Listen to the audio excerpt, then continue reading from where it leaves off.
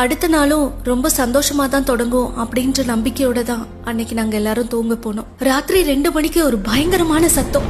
என்னன்னு எழுந்து கண்ணு திறந்து பார்க்கும்போது எங்க வீடை சுத்தி தண்ணி சூழ்ந்திருந்தது. திரும்பி என் குடும்பத்தை பார்க்கும்போது யாருமே இல்ல.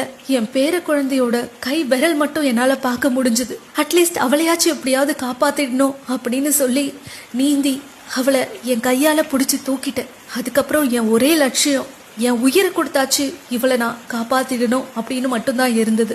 கண்ணு கெட்ட தூரம் வரைக்கும் ஃபுல்லா இருட்டு. அந்த இருட்டுலயும் எப்படியோ நீந்தி தப்பிக்க முயற்சி பண்ண ஆரம்பிச்சோம். நாங்க போயிட்டு இருக்கும்போது ஒரு 2 மாடி கட்டிடம் இடிஞ்சு தரமட்டமா உள்ள போய்கிட்டு இருக்கு. நாங்க தப்பிச்சு ஓடி ஒரு காட்டுக்குள்ள போயிட்டோம்.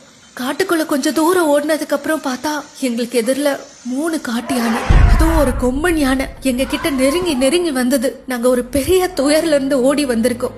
தயவு செஞ்சு எங்களை எதுவும் பண்ணிடாத.